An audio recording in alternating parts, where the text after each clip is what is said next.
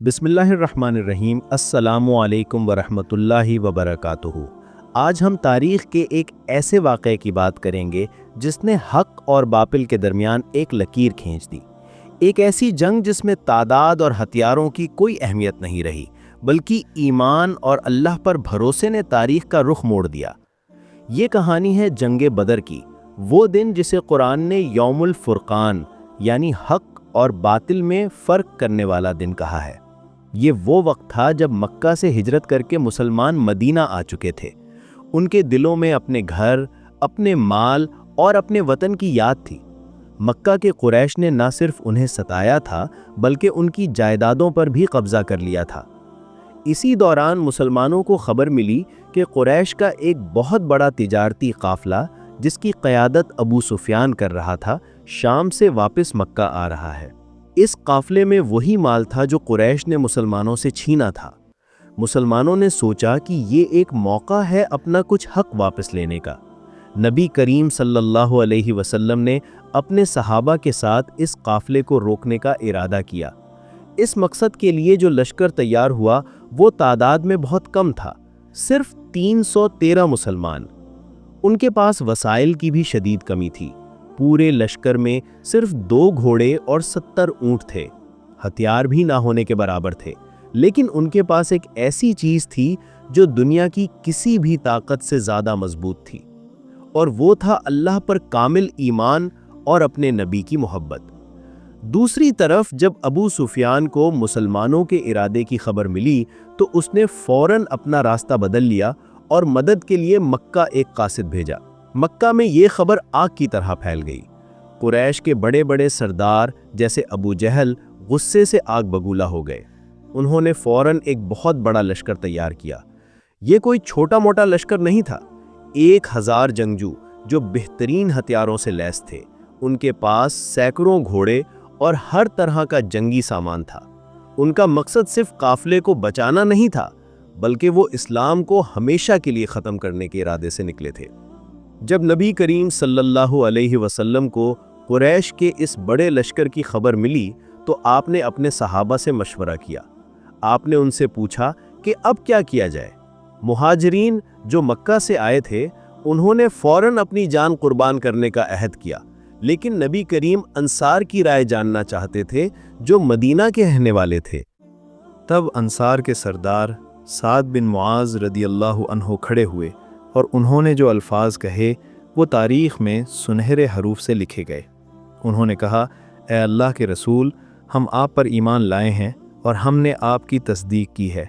हमने अहद किया है कि हम आपकी हर बात सुनेंगे और मानेंगे। आप जो फैसला करेंगे हम आपके साथ हैं। उस ज़ात की कसम जिसने आपको हक़ के साथ भेजा है, अगर आप हमें समुंदर में कूदने का हुक्म देंगे तो हम कूद जाएंगे और हम में से एक भी पीछे नहीं हटेगा। ये जवाब सुनकर नबी करीम सल्लल्लाहु अलैहि वसल्लम का चेहरा खुशी से चमक उठा। मुसलमानों के हौसले बुलंद हो गए और उन्होंने बद्र के मैदान की तरफ पेश कदमी की। 17 रमज़ान सन 2 हिजरी का दिन था। बद्र का मैदान दोनों लश्करों के सामने था।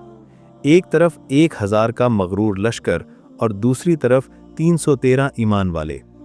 रात को अल्लाह ने रहमत की बारिश बरसाई। इस बारिश ने मुसलमानों की तरफ रेत को सख्त कर दिया ताकि उनके कदम जम जाएं, और कुरैश की तरफ कीचड़ पैदा कर दी ताकि उनके लिए चलना मुश्किल हो जाए।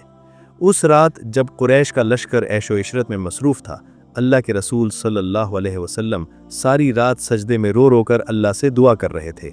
आप दुआ कर रहे थे, ए अल्लाह, अगर आज ये मुट्ठी भर जमात ख़त्म हो गई तो क़यामत तक तेरी इबादत करने वाला कोई नहीं होगा।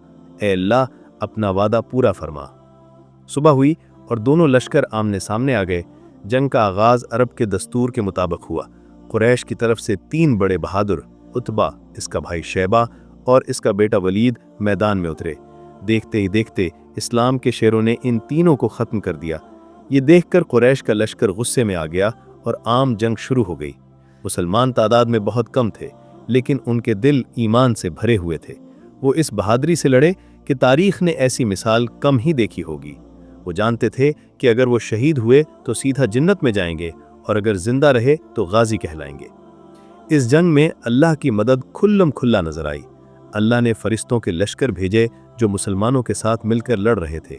कुरान में अल्लाह फरमाता है कि और बद्र में अल्लाह ने तुम्हारी मदद की जबकि तुम कमज़ोर थे।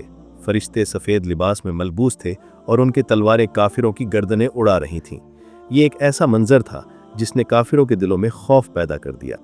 कुरैश के बड़े बड़े सरदार एक एक करके गिरने लगे। इस्लाम का सबसे बड़ा दुश्मन अबू जहल, जो खुद को इस उम्मत का फ़िरौन कहता था, उसे 2 अंसारी नौजवान लड़कों ने कत्ल किया। उसकी मौत कुरैश की शिकस्त का ऐलान थी। जल्द ही कुरैश के लश्कर के पांव उखड़ गए और वो मैदान छोड़कर भागने लगे। अल्लाह ने मुसलमानों को एक वाज़ेह और शानदार फतह अता की। इस जंग में कुरैश के 70 बड़े सरदार मारे गए और 70 कैदी बना लिए गए। मुसलमानों ने से सिर्फ 14 सहाबा ने शहादत का रुतबा पाया। जंग ख़त्म होने के बाद कैदियों का मामला सामने आया। नबी करीम सल्लल्लाहु अलैहि वसल्लम, जो रहमतुल लिल आलमीन हैं, उन्होंने कैदियों के साथ भी बेहतरीन सलूक का हुक्म दिया। सहाबा खुद भूखे रहते लेकिन कैदियों को खाना खिलाते। जो कैदी अमीर थे उनसे फिदिया लेकर छोड़ दिया गया, लेकिन जो गरीब थे और पढ़ना लिखना जानते थे उनके लिए एक ऐसी शर्त रखी गई जिसकी मिसाल दुनिया की तारीख में नहीं मिलती। शर्त ये थी कि हर कैदी 10 मुसलमान बच्चों को लिखना पढ़ना सिखा दे तो उसे आज़ाद कर दिया जाएगा। ये इस्लाम की इल्म से मोहब्बत का सबसे बड़ा सबूत है। जंगे बद्र सिर्फ एक जंग नहीं थी, ये एक फैसला कुन मोड़ था। इसने ये साबित कर दिया कि फ़तह तादाद या हथियारों से नहीं बल्कि अल्लाह की मदद और ईमान की ताकत से मिलती है।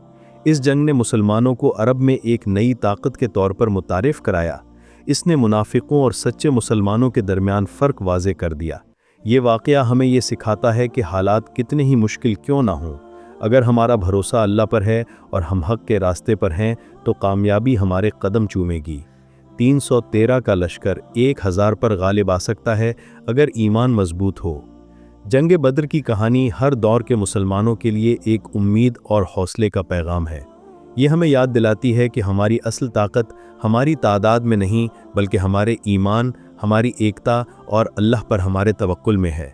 अल्लाह हमें बदर वालों जैसा ईमान और जज्बा अता फरमाए। आमीन। जज़ाकल्लाह खैरा।